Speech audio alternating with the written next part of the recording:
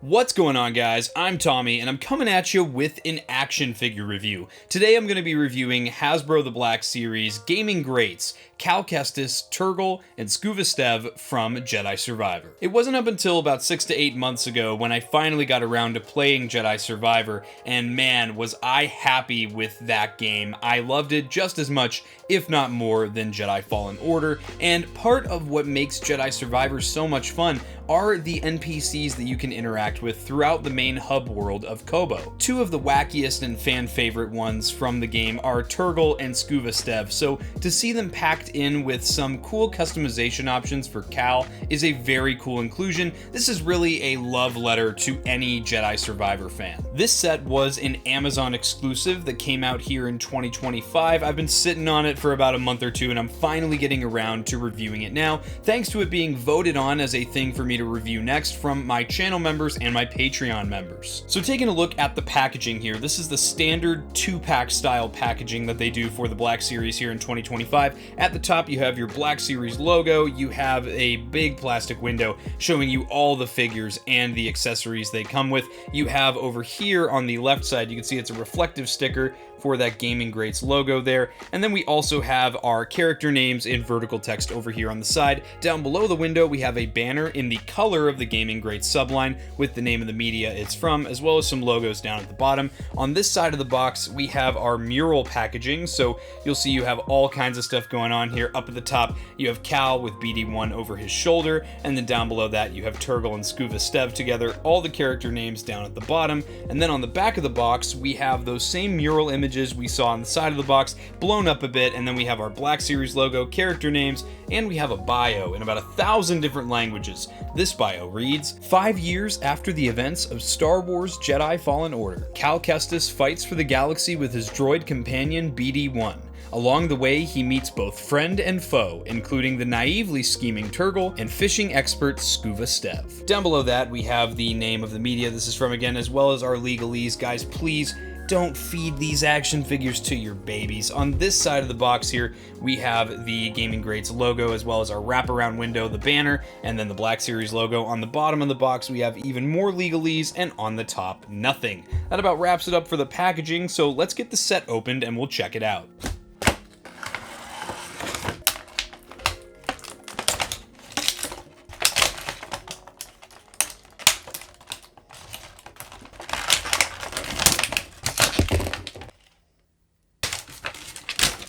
Alright guys, here is everything out of the box, and wow, this is a full set. I thought everything looked really good in the box, but you get so much here for just the $45 price point. Obviously, as is typical with Black Series reviews, we're going to start off just showing off all the accessories these guys come with. Obviously, most come with Cal Kestis, so we'll start with him. One awesome inclusion they have for Cal Kestis is a swappable head, and while the head that is on the figure is actually unique from the original release of Cal Kestis in and of itself, this one is still an awesome option. There are some crazy hair and facial hair combos in the video game, and one of them is the mullet and handlebar mustache. These are two separate options you can have for customization, and to have them both at the same time is pretty iconic on this figure here. The sculpted mullet looks absolutely awesome. I love how the sides are shaved and you can see all that sculpted hair looking awesome there. And then the likeness for Cal looks really good as well, and they did a really nice job getting that handlebar mustache. The paint apps on these are super clean. You can also see they even painted on the scar on his face there. So yeah, this is a huge win in my book for anyone who enjoys this game. This is a huge Easter egg in the game. Cal Kestis obviously comes with his blaster. This is the same exact blaster sculpt that we saw with the first Cal Kestis figure from a year or two ago. The only difference with this one is that they did not paint the silver on this. It is just a dull gray plastic. A little disappointing because it is a little bit of a downgrade from the original one. However, they did still paint the grip of the blaster, so I guess some detail is better than none, but it is a downgrade from the original release. Moving on to Cal's lightsaber. Now, a huge part of Jedi Survivor is that they added different stances for the lightsaber. So in the Jedi Fallen Order game, there was just options for like a dual wield lightsaber, and then you could also choose to have a combo move that broke into a dual wield effect. However, they really did a lot to diversify the lightsaber combat in the second installment. So obviously you will get Cal's basic lightsaber here. This is the same lightsaber we saw with the last Cal Kestis. You do have that like graphite looking paint application for the grip of the lightsaber hilt, and then this one is done in a dull silver plastic. This one is the same as the original Cal Kestis release. Unfortunately, they did not paint the silver on this lightsaber hilt, and then you can see there is sculpted in here a hook for this to go on his belt. Something else they include here is a shorter lightsaber hilt. This is just kind of like an abbreviated version of the one that I just showed here. You can see it's got the same graphite style paint application there for the grip, and then it's got that dull silver plastic. This shorter saber hilt can go with this longer one, and this makes the dual wield saber stance that he uses in game. The shorter saber hilt also does include its own clip that goes onto the lightsaber belt. Another lightsaber stance that returns from the Jedi Fallen Order game and Jedi Survivor is the dual wield stance. So this is Cal Kestis's lightsaber. This is very close to Jaro Tapal's lightsaber hilt. Everything in the action figure form is on the base version of the lightsaber, which is pieces gathered from Jaro Tapal. You can see that graphite paint application in there once again, and this one's also going to be on that same silver sculpt there. The other lightsaber stance Cal comes with is the crossguard lightsaber stance. Now, this is one that I use in game. I use the blaster stance and the crossguard stance. This one is really fun. It hits like a broadsword. It is very slow moving, but the hits are super heavy. They did a great job sculpting this. I love that there are the pieces that flare out here. I do wish that there would have been some sort of effect to have some sort of lightsaber blade color there, but I understand there are limitations in the action figure world. There is that same kind of almost black kind of graphite paint application on the hilt there on that same silver sculpt. Obviously, because we have the dual wield and the double bladed lightsaber stances, we are going to need two lightsaber blades, and they did opt to go for white here. Now, there are customizable lightsaber blade colors in Jedi Survivor, just as there are hilt options and stances, so it's really cool that they give you a new color for Cal here, and I like these. These are a nice opaque white, and they do have little pieces at the end here to plug into the hilts. They don't name him on the box, so he is technically an accessory. We'll cover BD1 real quick. You'll see he is blue as opposed to his usual red color, and that is because you can actually customize BD1 in different appearances in Jedi Survivor as well, so they went ahead with this blue and white version just to give us a different look for BD1. I appreciate that. BD is going to be on the same sculpt every other release of a BD droid has been on in the Black Series here. You'll see they did paint the photoreceptor on the front, and he's on just a basic white sculpt with some blue paint applications throughout here. He does have a ball joint at the top of the neck here, which has some decent range. That is going to get you a little bit of down, and it's going to get you just a little bit of up, some good tilt for some attitude, and your right and left. There are ball joints at the, I guess I'll call them the hips here, so you can see you can get some decent out, and they can swivel a full 360 degrees if the head's not getting in the way. There is a hinge at the dog leg here on the droid. That hinge can technically get you to 360 degrees, however there are limitations again due to the sculpt, and then other than that, that's pretty much it on this little droid. Interesting here that they did not include him as a character, so he is considered an accessory in this set. And our final accessory here is going to be for Turgle, and that is the blaster pistol for him. This is, as far as I know, a new sculpt for a blaster pistol in the Black Series. It's done in a kind of blackish, kind of same that graphite color, almost gunmetal, and there is just a little bit of an orange paint application at the top of the blaster there. A very nice accessory, and I'm very glad that Turgle got something rather than nothing. Although we all know Turgle does not need a blaster, does he? So what we'll do is we'll set our merry band of Glup Shittos off to the side here. We'll check out Cal Kestis first. So you may be thinking this might be a repack of the original Cal Kestis, and while it is mostly reuse, there are some new parts here. What's really cool about this set is it really leans into the customization for Cal Kestis here. So actually the head that he comes with on this figure is not the base look for him either. I will show a comparison later on in the video. However, this is the crew cut haircut for Cal Kestis, and this is cool for me because this is the one that I use in game, and I think this, honestly, again, this set really caters to me with the lightsaber hilt options and the haircut. I feel like this is really a set for me, a person who has played and enjoyed the game very thoroughly. He also seems to have that light beard and mustache application there, which is a facial hair option in game. It is different from the look of the base figure, which again is super, super cool to me. And again, they got the likeness down really nicely. I think this likeness is better than the original likeness on the original figure, so an upgrade in that sense, and they did also obviously paint on the scar on his nose. As far as the rest of the figure goes, they've done a pretty nice job. This vest is a new piece as well. This overlay is different from the one that the base figure comes with. This is, I believe it's called the Scoundrel look in the game. If you pre-ordered a certain version of this game when it first came out, or a deluxe version, I want to say, you could get access to customization options that are reminiscent of Luke Skywalker and Han Solo. This is the vest for the Han Solo look. I did use this when I played the game. Maybe not this specific color. I don't quite remember. It's been a little bit since I played the game, but yeah, this is a super cool option. And again, great that you get a different look for Cal on the shelf. Other than that, everything else about the figure seems to be reuse from the original Cal Kestis, which is fine because this is a legitimate setup you could do for your customization of the character. The shirt underneath is very plain. It's very reminiscent of Han Solo's shirt there, and there are some paint applications for the cartridges that you can see on his left arm there. He does also have this little bracer on his right forearm here that's got some nice brown and silver paint applications. Underneath the vest here, you can see a couple different loose overlays for some belts. You have this one here with the silver buckle painted on it, and then below that you have his gun belt with the little thigh holster here. You can see that is loosely attached to the leg. It's got some nice paint applications on it as well, just some subtly different colors from the original version, which again is accurate to the game. And aside from that, we just have some basic looking cargo pants here. These are, like I said, the default look for Cal, and then they do have some boots in some different color here, with the tops of the boots having some light paint applications to it, almost like a dark khaki color. Other than that, I mean, not a whole lot as far as paint goes or sculpt goes, not a whole lot for me to show off. So why don't we just cover the articulation on this guy next? So Cal does have a barbell jointed neck, so there is a ball joint up at the top and down at the base of the neck. That's going to get you some decent range here. So Cal can look down just a little bit. He can look up a little bit as well. You can get some decent tilt out of that neck, not a whole lot, and then some right and some left. He does have butterfly joints that are hidden underneath the overlay here. Those have some really nice range, both forward and back there. There's also a hinge and swivel at the shoulder here, so as you can see, you can actually get a little past that 90-degree mark on that hinge, which is really nice, and then there is that swivel there, which is good.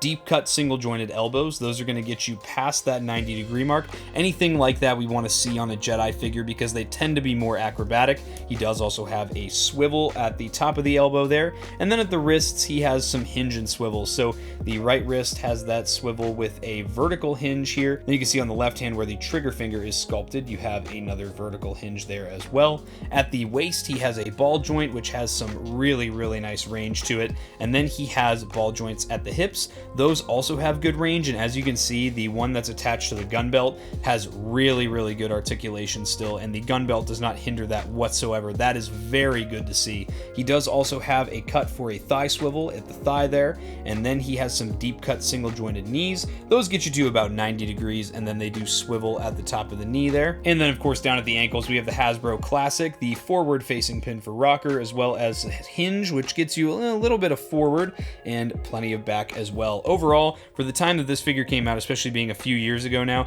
this is pretty stellar articulation and definitely holds up to today's standards. I'm very happy with this one. Setting Cal off to the side, let's now take a look at Turgle. This is the thing I'm most excited for about this set. As cool as Cal Kestis is, seeing Turgle is really neat. Turgle has some really cool paint applications on him as well. You can see he has the black on his eye stalks painted. He also has his, I don't know if it's gums or teeth that are painted on there, as well as his little tongue and his inner of his mouth there. This guy's kind of like a frog or some sort of amphibian species, I imagine. He's got some really cool speckling and different shades of green on the front of his torso here, as well as on his back too. It looks very reptilian, very amphibian. I really like it. And you can see that on his arms too, where the green kind of fades into an orange here towards the ends of his arms and his legs. You also have some really nice speckling that shows a nice blend between. The sculpt work on his skin too just feels like a toad or something like that. It's very well done.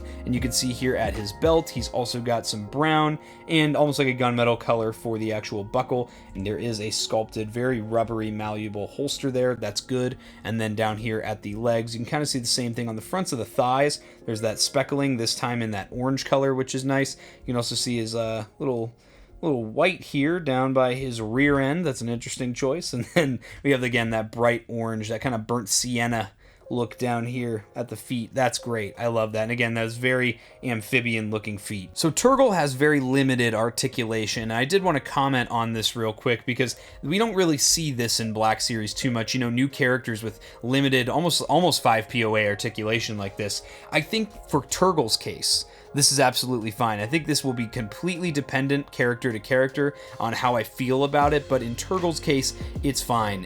Turgle is an NPC that stands there and you talk to him. Even in cutscenes, he doesn't really do too much that's too acrobatic or anything. So for him to just be a character that stands there for you to talk to and for how iconic he is, I think him being just limited articulation like this is fine. If this was the only way they were able to get this character out into my collection, I'm happy with that. As much as I'd prefer full articulation like I would on most Black Series figures, I'm still happy. The sculpt and the paintwork are pretty great on this one. So obviously up at the head and everything, he's not going to have any articulation regardless. However, it seems like he has some sort of hinge and swivel at the shoulders here, so the hinge is going to get you to about that 90-degree mark. That's actually really impressive. And then we have a full 360-degree swivel at the shoulders there too. And then at the wrists, we have a hinge and swivel. So we have the swivel with not quite a vertical hinge, not quite a horizontal hinge, a diagonal hinge on that one, and same goes for that left wrist too, just a diagonal hinge. He does obviously have a trigger finger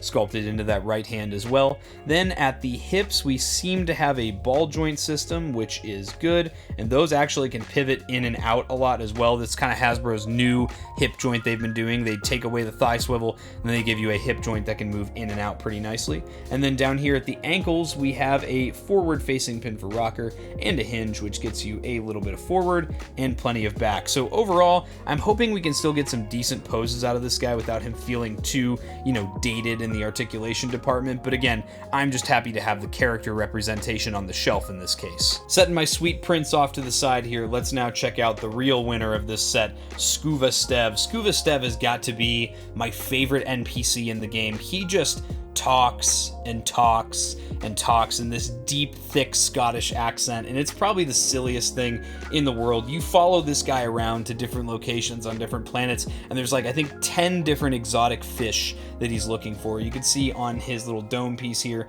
there is a starfish painted on there in some maroon color, and he's got also just kind of barnacles and things like that all over. He does also have this little harpoon weapon that comes off. I'm not sure how he holds this, but I can tell you he can hold it in his hand, so that's pretty cool. We'll get into his articulation in a little bit, but this is a really interesting piece here. I imagine this is some sort of, you know, weapon to catch fish with, so very cool that it has a little peg, and there's a little peg hole on the back of his apparatus there so that you can use that. The machinery looks really good too. I think everything looks super clean, and I don't know if this is meant to happen, but on my copy, when I pulled this out of the box, this just came right off. So you have Skoova Stev's naked face under there. They have his eye stalks painted as well as all his whiskers painted too. And overall, I'm really happy with this. Just him existing in the Black Series. Same with Turgle. I didn't think that this was something that was possible in Black Series, characters this niche from a video game to get made, but I'm so happy about it. As far as paint apps go on the actual dive suit that he wears, there's only some, you know, kind of silvery gunmetal color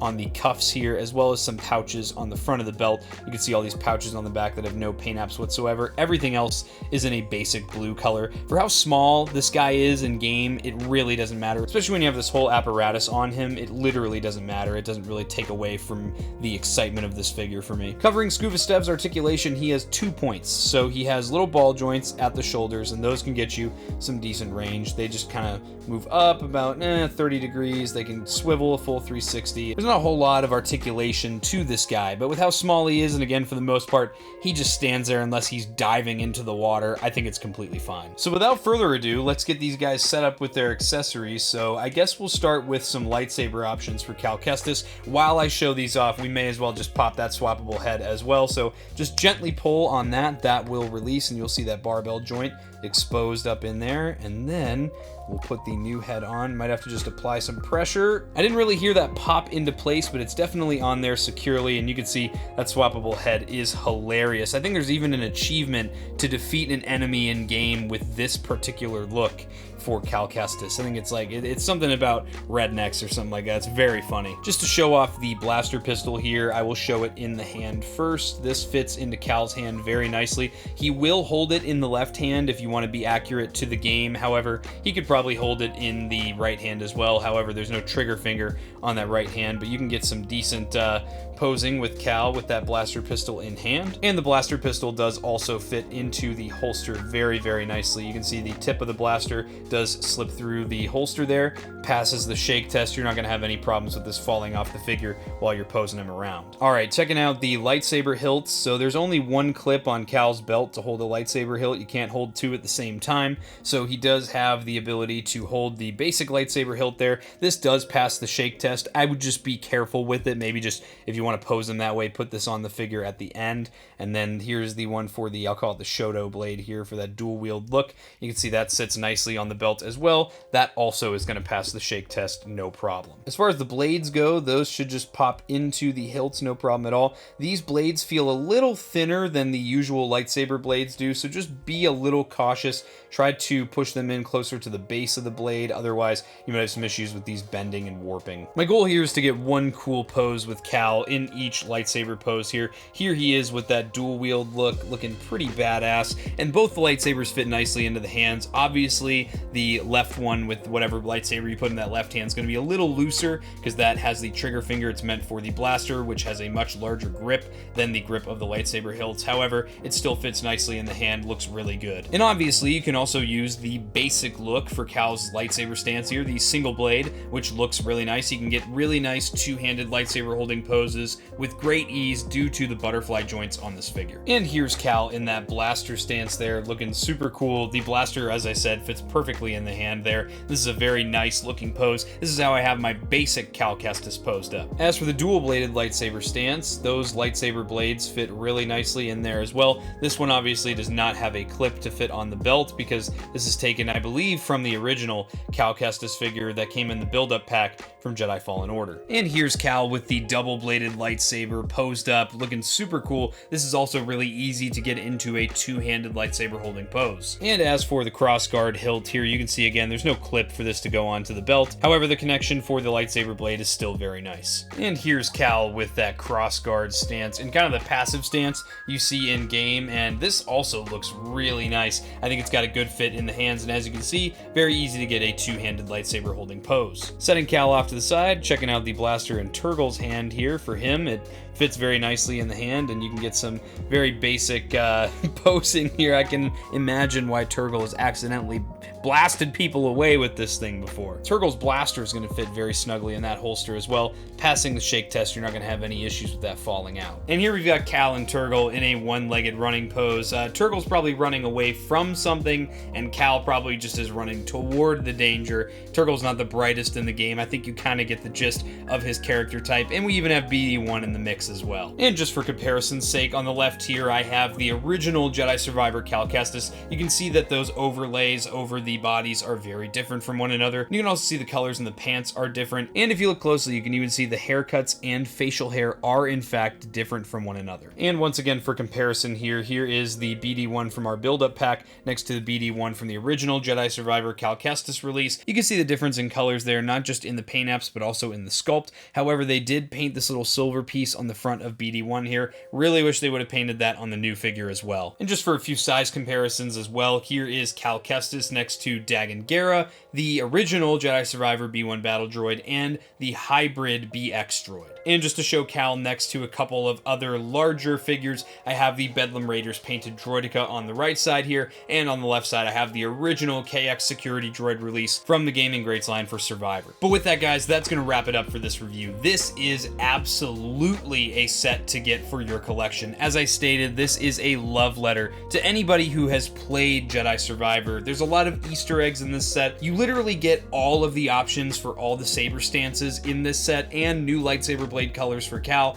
I really don't see a reason not to get this set, especially including these iconic Glup Shidos from the game. But with that, guys, I hope you enjoyed this review. If you did and you're not yet subscribed, subscribe to Blitz Transmissions. I've got awesome Star Wars content coming out all the time. If you're an ARC Trooper in my Patreon, you would have seen this review early. If you'd like access to early content, monthly giveaways, and other awesome benefits, the link to my Patreon is in the description below. Become an ARC Trooper for just $4.99 a month. If you're a fan of the reviews I do here on YouTube, or you just want to support the YouTube channel more directly, you could also check out my YouTube channel membership, Rancor Battalion. For just 99 cents a month, you get access to all my reviews early as opposed to all my content like you get with the Patreon. You get exclusive badges and priority replies in my comment section, and like the Patreon, you get to vote on what I review next for the channel. As I stated in the beginning of this review, this was one of the ones that was voted on by channel members and Patreon members to be one that I do next for the channel. If you'd like some Blitz Transmissions swag, you could head over to the Blitz Transmissions Armory over on Printify. Link to that is in the description below, as well as links to my Discord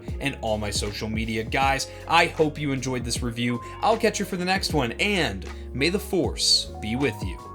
Breaking off. All units, fire at will. 1-2, pick a target. Too many, Captain. Watch your stabilizer, Gold 6. Anybody cover me. I got 2 vultures on my tail. Gotta hold them here. Watch your left. I can't shake them. I'm hit.